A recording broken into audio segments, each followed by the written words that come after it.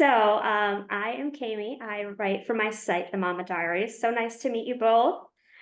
Nice to meet I you. really like Jane. I like the educational aspect from it. Even for myself. I mean, I learned things that I didn't know, which is great. Um, season one was such a huge success. How did you kind of build on that foundation to carry over onto season two? I think for me, what's exciting as you build a narrative is you can go deeper and deeper in terms of the impact that the audience can have. And so what we really tried to do was go even further in our storylines and not only look at animals that were critically endangered, but look at animals like panda bears who are a success story, who were endangered and now are moving in a safer spot, but that we can't kind of let up our resolve, that we still have to keep working at it. And so I think we just get a chance to kind of tell a little bit more blended stories that are both, challenging, but that there are some good narratives happening. Right.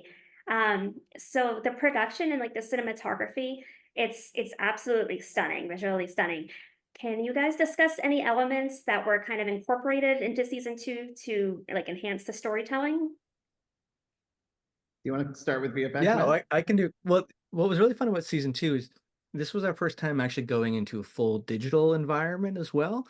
So for the Coral Reef episode, we had a chance to kind of explore new areas for us. And that was incredibly exciting because we haven't actually done that yet in the series. But then we actually got a chance to push it even further with the Pink Armadillo episode as we kind of burrowed underground, built full digital environments of what their habitat would be like. And it was really tricky because some of these creatures have barely been studied, and it's incredibly hard to get detail and information on it. So it was really exciting to kind of explore something that we didn't do in season one, but still felt a part of the ethos of the show. And I'm glad you mentioned the cinematography too, because we feel the pressure of showing off how incredible our world is. I feel like if kids and families can't see that, you start to lose, well, why are we trying to protect this? And so to be able to show off the planet in so many different areas of it, I'm just glad to hear that hopefully came across that this is something that's worth saving. I love that. Do you have like what your most rewarding moment would be from working on season two? Uh, I mean, Anything? I do. It goes back to a note that we got from Dr. Goodall herself.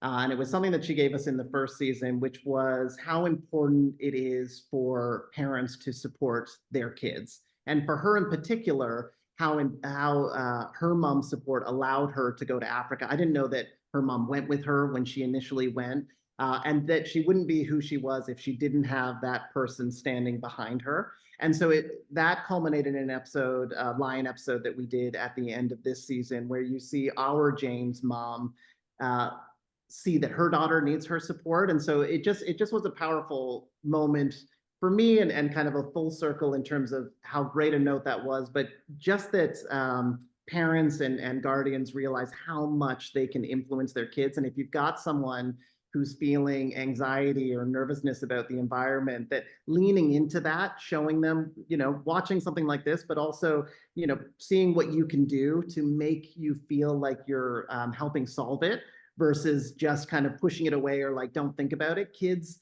can do great things, especially when they work together and when families come together to make change. That's what's going to kind of save the day.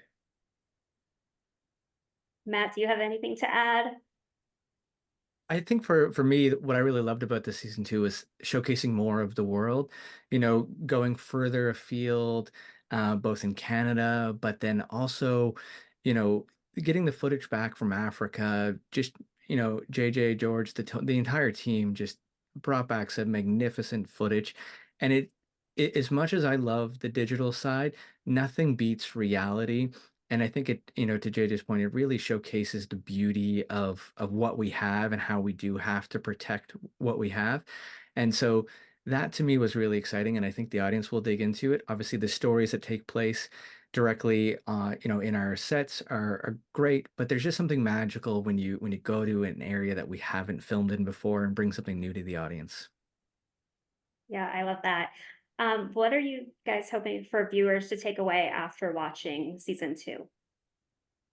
I mean, I really hope, and it's not unlike the first season, that they understand the hopefulness, that there are a lot of people doing everything they can to save the planet, and that we need their voice, and that hopefully they're inspired enough to go to our partner with JGI and Roots and Shoots. We have a joinjane.org campaign that will really lead you through steps that you can do, and understand that you're a part of a community. You're not kind of on your own, and there's resources there for families and kids alike. So I'm hopeful that they're inspired enough, that they care about these animals enough to take that next step and start doing something to really protect them. That makes sense. Do you have anything, Matt? Yeah, I what I'm thrilled about is that this is truly a show that excites, it entertains, and then it educates.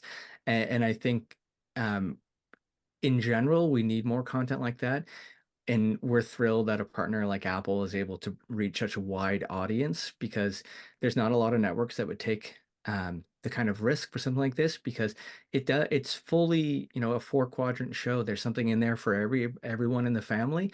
But I love the exciting episodes. I love the educational side of things.